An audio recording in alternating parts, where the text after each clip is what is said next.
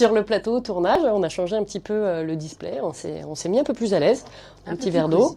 Tout à fait. Cosy, bien installé. Par quelle question tu veux commencer aujourd'hui, Anne-Claire? Alors, c'est vrai qu'on a déjà fait des séances d'hypnose ensemble. Oui. Mais est-ce que tu pourrais nous expliquer comment se déroulent ces séances? Une séance d'hypnose, du coup, il va y avoir plusieurs phases. La première phase, c'est la phase qu'on appelle l'anamnèse. Donc l'anamnèse, qu'est-ce qu'on va trouver dedans? C'est vraiment le recueil d'informations. Déjà, on va accueillir la personne, la faire rentrer dans le cabinet. Pour le coup, moi, j'ai quand même 90% de mes clients qui sont reçus en physique, en présentiel. Parce que bon, dans tous les cas, et surtout pour une première séance, je préfère voir les personnes en face à face. Cette phase d'anamnèse, le but, c'est de venir comprendre quelle est la demande du client. Quelle est sa problématique, qu'ils viennent commencer à détailler. Et déjà, à ce moment-là, la personne va nous donner certains éléments, certains leviers, certaines choses importantes. De cette demande-là, c'est un petit peu comme en coaching, on va venir formaliser ensemble un objectif. L'idée, c'est qu'aussi l'objectif soit mesurable et assez spécifique, suffisamment spécifique pour que la personne, au bout d'un certain nombre de séances, puisse évaluer sur des critères objectifs, mesurables, que l'objectif qu'elle s'était fixé est atteint. L'hypnose étant un outil, c'est un moyen, mais ça reste de l'accompagnement. Ok. Et quand tu dis que vous allez déterminer un objectif, suite à cette anamnèse, comment se déroule l'anamnèse? C'est-à-dire que tu vas lui poser des questions ou c'est elle justement qui va venir et qui te raconte son histoire? Est-ce que tu vas l'aiguiller? Est-ce que tu vas poser des questions parce que tu sens quelque chose? Comment ça se joue? Alors, c'est une excellente question. Il y a pas de deux séances qui se ressemblent déjà. Après, mes séances, elles durent à peu près en moyenne 1h30. Donc, évidemment, il va falloir cadrer le client. S'il parle beaucoup, il va falloir l'amener à développer s'il parle pas beaucoup. Donc, ça dépendra vraiment de la personne qu'on a en face. Je pose des questions ouvertes pour quand même l'amener à exposer son propos, sa demande, et par les mots qu'il va employer, les choses qu'il va décider de me dire, il y a beaucoup d'éléments, d'indices. À moi de venir, de manière assez chirurgicale, venir questionner les points qui me semblent pertinents, ou les mots qui me semblent pertinents, ou les bouts de phrases qui me semblent intéressants à creuser.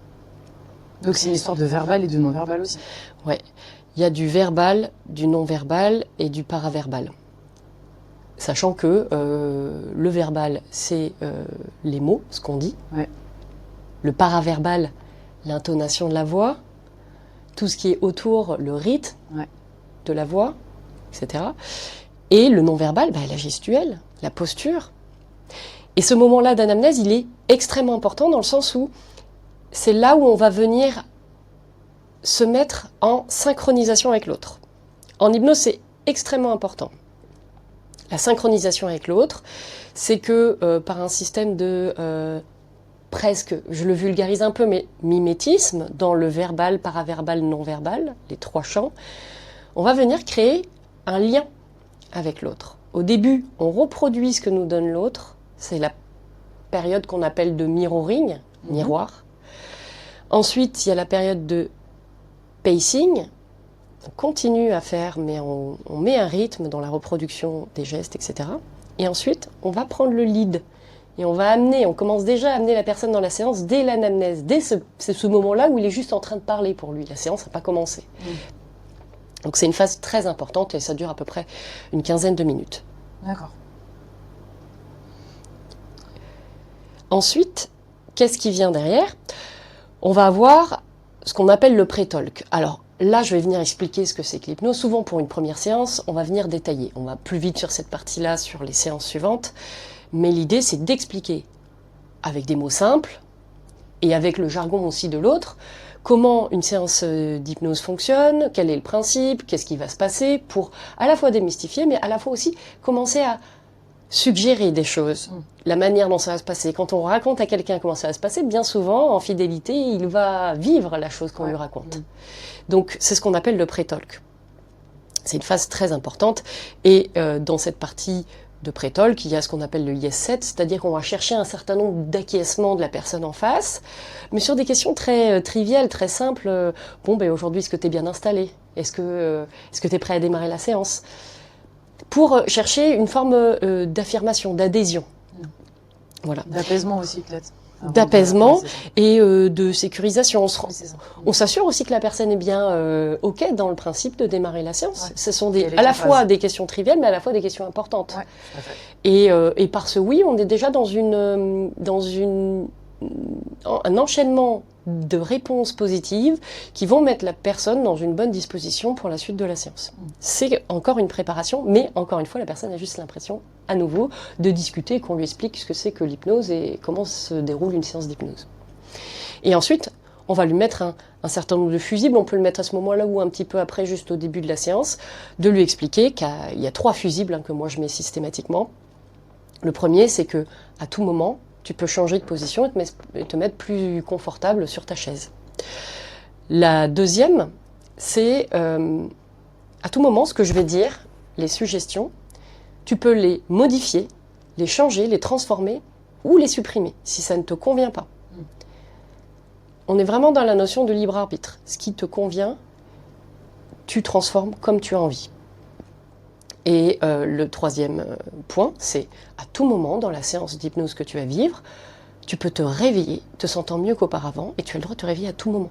C'est vraiment les fusibles indispensables pour que la personne se sente libre. Si jamais à un moment donné, il y a de l'inconfort, etc., elle a le choix, elle a la possibilité, et on lui donne, et on lui explique qu'elle l'a, de pouvoir changer, bouger, se réveiller, et en plus on met une suggestion qu'elle se sentira forcément mieux qu'au début de la séance. Mais ça, je pense que c'est super important de le rappeler.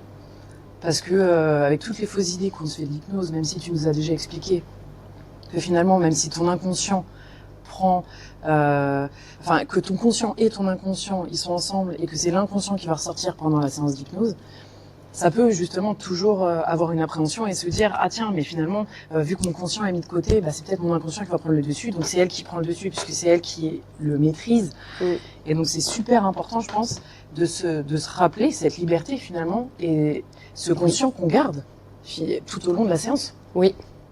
Et ça rejoint de la responsabilité, elle est chez vous. Ouais. Et à ce moment-là aussi, dans mon pré-talk, je vais expliquer, vous rentrez pas en hypnose pour me faire plaisir. Hein. Il n'y a pas de logique de performance. Ouais, et ça, je pense même dans les séances que j'ai fait avec toi, il me semble te l'avoir dit. Ouais. Parce que souvent, c'est une pression qu'on se met. Non. Ça repose sur pression toi. De réussir aussi l'objectif, de se dire j'ai été et du coup elle va m'aider, mais est-ce que c'est pas moi qui est-ce que je vais l'aider à ce qu'elle m'aide? Tu vois, on a cette vieille tendance à se dire faire plaisir à l'autre, alors que finalement ça reste un souci aussi. Oui, mais alors c'est marrant parce que en tout cas certaines personnes le vivent comme ça. Et c'est bien de lâcher cette pression, de dire c'est une expérience que tu vis, quoi que la manière dont ça se passe, en fait, ce sera très bien, ce sera parfait. Et se rappeler qu'on et c'est ok. Soi. On le fait pour soi, et encore une fois, c'est un entraînement. Ouais. Le cerveau a besoin d'avoir l'habitude comme à la salle de musculation, on va pas pousser 300 kilos de suite. On va pousser 100, etc. Et puis de la même manière, en hypnose, on ira peut-être profondément par étapes. Ouais. Peut-être des fois, on arrive à lâcher prise. Après, le niveau de confiance. Et le niveau de confiance, il s'instaure comme ça, en donnant toutes ces permissions qui sont en réalité des protections pour le client en face. Et qui établissent la relation de confiance. De la même manière, on va passer des messages comme quoi la confidentialité est respectée lors de l'accompagnement. Tout ce qui est dit reste dans le cadre de l'accompagnement, que ce soit dans l'état d'hypnose ou hors d'état d'hypnose. Et quoi qu'il arrive, il n'y a pas de risque par rapport à ça et on est dans un environnement sécurisé. Ouais. J'ai juste une question. Oui. Tu dis client, parce que pour toi, ce sont des clients. Oui. C'est une déformation professionnelle. Alors, on appelle des clients parce que les patients sont dans le milieu médical. Dans le cas d'une thérapie, on peut dire patient si on fait uniquement de la thérapie, mais comme moi je fais une bonne partie aussi de développement personnel et pas de la thérapie dure, je préfère utiliser le terme de client parce qu'en effet, pour des pathologies un petit peu plus complexes, il faut un personnel médical qui accompagne, et ça, je le répéterai jamais assez. Ça vient conjointement. Et moi, j'interviens plutôt dans ma branche sur la partie plus développement de sa personne, notamment sur les thématiques de stress, anxiété, confiance en soi, ça peut être prise de parole en public. Mais ça reste des aspects quand même de la sphère perso, c'est-à-dire que tu as les deux. Et du coup, moi, c'est vrai que d'entendre ce mot client, moi, j'ai vraiment l'impression d'être ta patiente. Moi, en tant que professionnelle de santé, j'ai l'impression d'être ta patiente et pas d'être une cliente. Oui, mais pour que tu sois ma patiente, il faudrait que je sois un personnel médical. Je n'ai pas de formation. Oui, Aujourd'hui, l'hypnose, malheureusement, n'étant pas reconnue comme profession médicale, il y a une branche qui est thérapeutique et il y a une branche qui ne l'est pas, qui est plus du développement. Mais la frontière est très mince entre les deux. Je suis d'accord avec toi. On va forcément, puisque tout se construit dans l'enfance, on va forcément venir s'appuyer et venir modifier des croyances qui sont créées à ce moment-là, qui créent un certain nombre de troubles du comportement, des manières de faire, etc. Donc oui, c'est sûr que le terme client-patient se discute. En tout cas, pour ne pas se substituer, pas donner cette image trop médicalisée et que les gens se disent c'est bon, j'ai un hypnothérapeute, je peux me passer d'aller voir un médecin, je préfère utiliser le mot client. D'accord. Qui est une relation néanmoins d'accompagnement, mais qui est le bon terme selon moi, même si en effet parfois on va toucher à la vie intime des personnes et à des aspects qui sont peut-être d'ordre thérapeutique. Ensuite, alors moi c'est ma manière de procéder. Je fais faire ce qu'on appelle un moment de respiration. Alors je fais mes séances assises sur une chaise. Okay. On est côte à côte pendant la séance, un peu comme ça. On pourrait faire une séance d'hypnose. Et à ce moment-là, la personne, je vais la laisser le temps de préparer moi ma séance parce que toutes mes séances sont du sur-mesure en fait. Je vais m'adapter en fonction de ce que la personne m'a dit au moment où elle me l'a dit. Et le protocole, il me vient à ce moment-là. J'ai un certain nombre de protocoles avec lesquels je travaille. J'en ai plus de 50. Et je vais sentir ce qui est nécessaire, quel est le point vraiment de blocage qu'on va travailler dans cette première séance-là ou dans la séance suivante. Et pour ce temps de préparation, je fais faire un temps de respiration à la personne. Donc elle se met face à un mur, pour ne pas être déconcentrée visuellement, pour commencer à la focaliser et la détendre. Et elle va faire une respiration. Alors souvent, je donne la cohérence cardiaque qui est 5 inspirations sur 5 temps et expiration sur 5 temps, sans pause. Donc...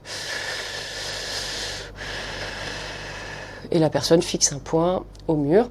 Et comme ça, elle commence déjà à se détendre et rentrer pendant que moi, c'est mon temps de préparation et on va dire d'adaptation au dernier moment, de choisir quelle stratégie, en fonction de ce que j'ai repéré de la personne, quelle induction je vais utiliser, selon moi, à quoi elle va être sensible,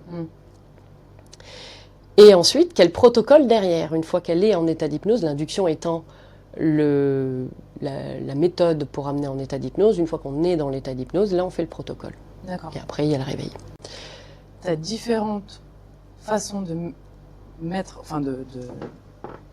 les gens en état d'hypnose. Oui. Et après, tu as différents protocoles. Les deux ne sont pas liés. Exactement. Donc c'est du sur-mesure. C'est du sur-mesure. Par contre, il y a toujours un seul objectif qu'on travaille lors d'un accompagnement. Tant que cet objectif n'est pas atteint, on ne passe pas sur un autre objectif. D'accord. Mais on peut utiliser plusieurs protocoles pour un même objectif. Ok. C'est un petit peu comme mon tatane. On va voir comment le subconscient réagit. Est-ce que ça suffit? Est-ce qu'on a levé tous les blocages? On peut en lever certains, pas tous. Donc peut-être parfois un protocole suffit, des fois plusieurs. On peut faire plusieurs dans la même séance, on peut en faire un seul et ensuite faire le suivant à la prochaine. Ça dépend de la longueur des protocoles. Généralement, moi j'ai des protocoles qui durent juste la partie protocole à peu près 20 à 30 minutes, donc c'est quand même assez long. Donc on en fait un seul, généralement. D'accord. Donc voilà, ça c'est la partie vraiment préparatoire. On n'est toujours pas encore dans la séance d'hypnose, mais en fait on a déjà préparé plein de choses. Et ensuite, moi comme j'aime bien amener l'hypnose sous un format ludique, je vais faire ce que j'appelle des tests de suggestibilité. Alors ça c'est surtout pour la première séance, parce que ça va me permettre de voir à quoi la personne est réceptive. Est-ce qu'elle est plus visuelle? Est-ce qu'elle est plus auditive? Est-ce qu'elle est plus kinesthésique, le toucher? Ça, tout ça, alors déjà dans son langage, souvent les gens nous donnent des indices. Par les mouvements oculaires, on sait aussi repérer, on apprend à repérer par les mouvements oculaires comment la personne fonctionne, comment la personne réfléchit, quels sont ses schémas cognitifs. On voit beaucoup de choses en observant. Juste le visage. Peut-être qu'il n'y aurait même pas le son, on pourrait en déduire énormément de choses. Et en fonction de ça, eh ben, on va faire des tests qui vont reprendre un petit peu les leviers de la personne, donc on pense. Mais toujours pareil, on tâtonne. La première séance, on ne connaît pas encore assez bien la personne, donc on essaye, on ajuste, on essaye, on ajuste. C'est toujours ça. Il n'y a pas de personnes non hypnotisables, il n'y a que des mauvais hypnothérapeutes qui n'arrivent pas à amener les personnes en état d'hypnose, parce qu'ils n'ont pas encore essayé suffisamment de choses différentes. C'est à nous de nous adapter à l'autre, à trouver ses bons leviers pour l'amener dans cet état, pour l'aider à s'amener lui-même dans cet état-là, en fait, finalement. Voilà. C'est marrant ce que tu as dit quand même. Il n'y a que des mauvais hypnothérapeutes. Oui, qui n'ont pas encore essayé. Pas encore, Non, mais c'est important de souligner que tout le monde peut l'être. Oui, hypnotisable. Complètement. Complètement. Et ça faisait partie des certaines croyances que je passe, disons, beaucoup de temps à démystifier. C'est souvent les gens, est-ce qu'elle va arriver à m'amener dans cet état d'hypnose? Non, la question que tu devrais te poser, c'est en combien de temps je vais arriver à lâcher prise pour accepter d'accéder à cet état-là qui est naturel chez moi? Tout à fait ça. Ouais, bien sûr. Combien de séances? Est-ce que je lui fais assez confiance à cette personne-là qui m'accompagne? Est-ce que je suis prêt? Est-ce que je suis prêt ou prête? Oui, bien sûr. Et ça présuppose plein de choses. Mais à nous aussi de jouer avec la résistance du client en face pour l'amener contre ses propres blocages à lâcher prise. Ouais. Toute la difficulté. On utilise la résistance pour amener les personnes dans l'état d'hypnose. Et les tests de suggestibilité amènent l'hypnose dans un contexte plus drôle, rigolo, ludique. Exemple. Allez bien qu'il soit là. Test de suggestibilité, un des plus connus, et je pense que tous ceux qui regardent des spectacles d'hypnose le connaissent, c'est on met les mains comme ça, en croix, on serre et on décolle juste les deux index. Donc voilà, je mets face cam. Et là, on va demander à la personne de se concentrer sur l'espace entre les deux doigts. Et de plus en plus la personne va se concentrer sur l'espace entre les deux doigts, de plus en plus, elle va remarquer que les doigts vont se rapprocher et uniquement rester concentrée sur ces doigts qui se rapprochent de plus en plus, de plus en plus. Et toi, malgré tout, tu résistes et à 3, tes doigts vont se coller. 1, 2, 3, tes doigts se collent complètement, entièrement, totalement. Et à 3, je vais te demander d'essayer de les décoller et tu seras incapable de les décoller. 1, 2, 3, 3, incapable de les décoller. Maintenant, tu peux relâcher et à 3, tu pourras te désolidariser les doigts. 1, 2, 3, tu peux lâcher complètement, détendu, relaxé, relâché. Toujours aussi étrange. Et donc, c'est une des techniques de rentrer en hypnose. Il y a la focalisation, il y a un ensemble de suggestions, mais qui vont très vite. Donc, la personne, en fait, mais c'est drôle, c'est ludique, elle va tester, et puis on va l'amener, elle ressort. On va l'amener, elle ressort. Ça permet d'apprivoiser un petit peu cet état-là. Et c'est plus facile. Donc, les tests de suggestibilité, on peut aussi mettre les gens debout quand ils sont plus kinesthésico-vestibulaires pour juste jouer avec l'équilibre. C'est marrant quand on suggère que ça tombe en arrière, on est là pour rattraper évidemment. Ça peut être aussi faire soulever la main. Alors, les gens sont toujours très très surpris de voir qu'en fait par des gestes automatiques, sans effort. Ça c'est très bizarre, c'est très étrange. Et je pense que surtout la première fois que tu l'avais vécu, c'est assez étrange. C'est-à-dire que tu vois ta main se lever, tu l'as pas commandée, et en fait, elle est quasiment autonome. Elle évite. Ah oui, non, ça c'est vraiment très. Donc l'évitation, en fait, c'est que la main va se soulever de la cuisse et sans qu'il y ait aucun ordre au niveau conscient qui soit donné. Et puis sans que l'on puisse la reposer, quoi. C'est terrible ça. Il y a aussi un autre test de suggestibilité qui s'appelle le crâne de verre, où on pose. Je ne sais pas si je te l'ai fait celui-là.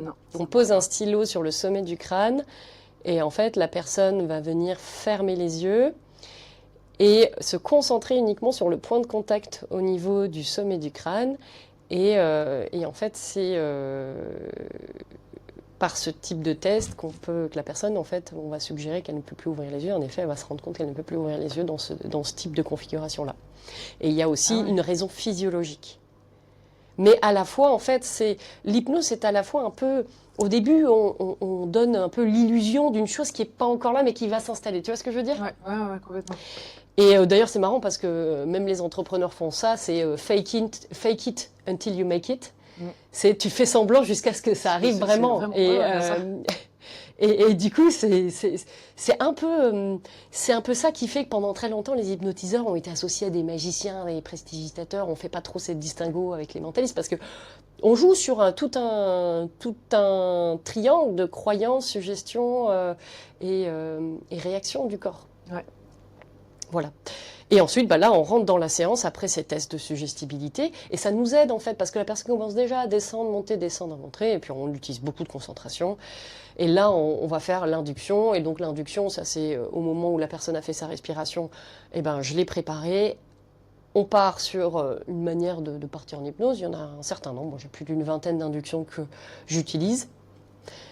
Je fais toujours, par contre, avec une même personne, une induction différente, pour ne pas habituer la personne à une certaine manière de rentrer en hypnose. Pourquoi ?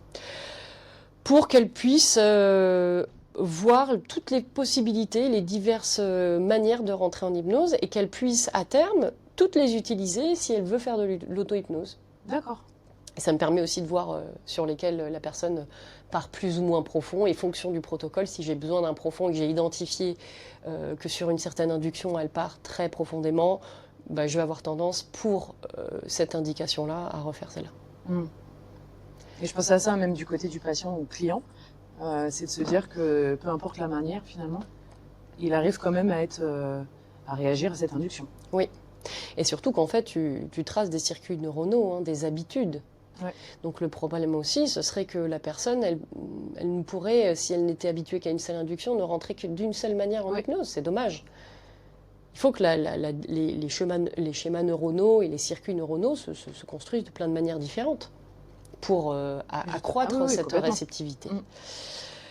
Voilà, donc ensuite, une fois que la personne est en état d'hypnose, et j'ai des tests qu'on appelle des tests de profondeur qui me permettent de savoir dans quel état la personne va se situer. Tu as 3 états différents, l'état cataleptique, somnambulique, amnésique et somnambulique. Et ces différents états-là vont permettre de savoir à quel niveau je suis et sur quoi je peux travailler sur ce niveau-là. Quel niveau d'inconscient, hein ? Ouais. On est bien d'accord. Quel niveau d'inconscience, exactement. Oui. Plus ou moins profond, et ça correspond à un niveau d'onde cérébrale, sachant que quand on discute onde cérébrale bêta, entre 13 et 7 Hertz, le premier niveau hypnotique, c'est les ondes alpha. Ouais. Entre 7 et 3 Hertz. Donc je dis des conneries là. 13, non, j'ai dit une connerie. Je reprends. Les ondes cérébrales. Donc, l'onde alpha, elle va se situer, c'est le premier niveau palier de l'hypnose. En fait, les ondes bêta, elles vont se situer entre 20 Hz et 13 Hz. 13 Hz, c'est le début des ondes alpha, elles descendent jusqu'à 7 Hz. Et en dessous, 7 Hz à 4 Hz. On va se retrouver sur les ondes θ, sommeil profond. Ouais. Et ensuite, delta, on est sur un rythme cérébral extrêmement profond. Et après, epsilon, état de mort imminente. EMI, on est proche de 0 Hz. Donc, on va jouer sur le panel des ondes alpha à θ, dans le cadre de l'hypnose. Ouais. Et ça me semble bien. Chacun des niveaux va correspondre à peu près à un des états. Il y a des tests. Par exemple, je te soulève le poignet. Tu vois, là, je te soulève le poignet. Bah, tu es en état bêta. Donc, tu m'as aidé à soulever le poignet. Voilà. Sauf que je te fais la même chose, tu es en état cataleptique. Bah, déjà, c'est un peu plus lourd. C'est un peu lourd, mais voilà. Je peux le laisser tomber. Si tu vas un peu m'assister, pas trop. Catalepsie totale. Là, je lâche. Tu vas rester comme ça en suspension. Ah oui. Oui. Ça, c'est vraiment, on est dans l'état somnambulique. Mais entre les deux, tu as de plus en plus lourd. Oui.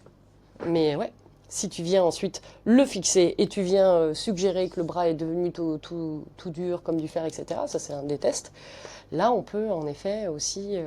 ça, c'est un des tests d'induction, comme quoi tu es arrivé. C'est un des tests de profondeur. Profondeur, d'accord. Donc, on a fini l'induction, on est au plus profond. Ouais. Là, je veux voir à quel niveau on est, on va tester. Mais la catalepsie, quand tu es dans les états somnambuliques les plus profonds, c'est là où ils font allonger les personnes là, entre deux tréteaux, tu sais, qui tiennent tout droit. Ça, c'est un état cataleptique total. Mais tu peux faire tenir quelqu'un comme ça pendant 20 minutes. sans qu'il ait vraiment trop d'efforts, parce que c'est l'inconscient qui prend le dessus. D'accord. Là, je te mets au défi de le tenir jambes et bras comme ça un certain temps. Quoi. Bon, après, je sais que t'es quand même assez sportive, mais... Mets-moi au défi, mets-moi au défi. Et donc, oui, t'as certaines manières de vérifier l'état. Et ensuite, le protocole commence. Fonction du protocole, j'ai pas forcément toujours besoin d'un niveau hyper profond. Hein, et surtout pour les premières séances, on va commencer par des protocoles où on va déjà commencer à poser un ancrage par rapport à l'objectif. Donc je travaille beaucoup avec des ancrages, ça c'est vraiment un truc que je regrette souvent, c'est de voir que des hypnothérapeutes fonctionnent sans poser d'ancrage à la personne pour les rendre autonomes.